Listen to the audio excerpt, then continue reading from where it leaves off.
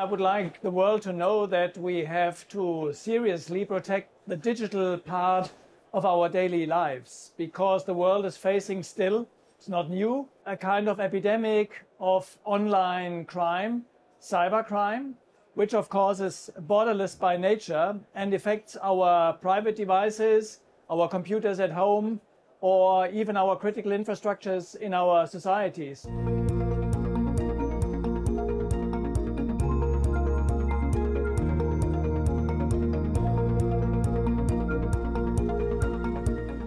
The Global Cybersecurity Forum brought together leaders from more than 80 countries.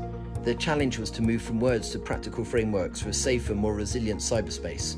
From defending energy grids and satellites to tackling AI-driven ransomware, the stakes could not be higher. It's a global issue. Cybersecurity is there for many years now, including by criminal organized crime. We know that. I mean, the police, Interpol has extensive documents about this.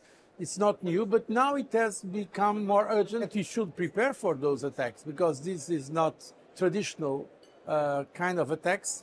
They are being developed, and now there are more and more developments also because of the developments in technology. Yes, we should raise awareness, and our countries should be prepared to avoid this kind of attacks. Let's look at how big is that sort of threat that we're facing, whether it's from state actors, organised crime groups, or those individuals it's sitting in a bedroom.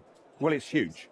What we've seen in cybersecurity element side on cybercrime is the returns on cybercrime are going into the trillions, effectively. The threats are everywhere, and I'm not looking to scare everybody here, far from it, but once you connect a device to the internet, there's a potential vulnerability that you're connecting to as well.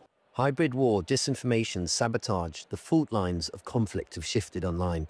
And experts warn that resilience, not just retaliation, will define who can withstand the next wave. The solution is to get better at defense, to plug a lot of the holes in our infrastructure, in our software, in our hardware, to do the right things in defense, which we've been talking about for many years, but many companies still don't quite do it.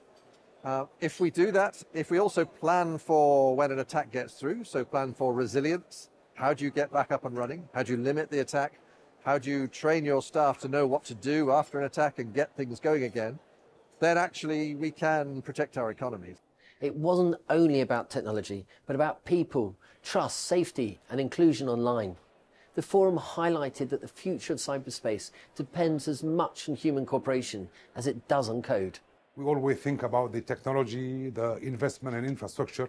Yes, that's it's needed as a foundation of our digital development.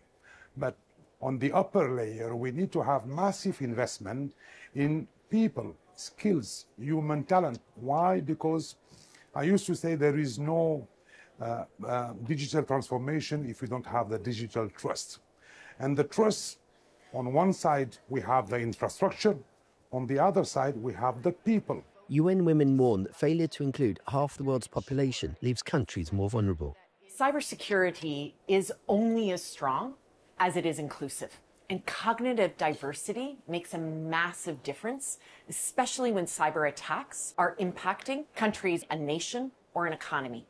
The percentage of the cybersecurity workforce comprised of women is 24%. In 2012, it was only 10%. So this is a good news story where we've seen women increasingly enter and thrive in cybersecurity, but still more needs to be done. Essentially, what we see is that leaving behind half the world's population only makes countries more vulnerable to cybersecurity threats. And as artificial intelligence becomes a weapon in the wrong hands, experts warn the attacks will target not just machines, but our minds. The point to think about is that cybercrime, and specifically AI-driven cybercrime, is not just an attack against machines. It's an attack against humans, an attack against the human mind. And we are going to have to upskill at scale to deal with this attack. From hybrid war to human vulnerability, the message from Риάντ is clear. Cybersecurity can no longer be treated as a specialist technical issue. It demands resilience in our infrastructure, investment in people, and inclusion across society. Because in a hyper-connected world, the next battlefront may be just one click away.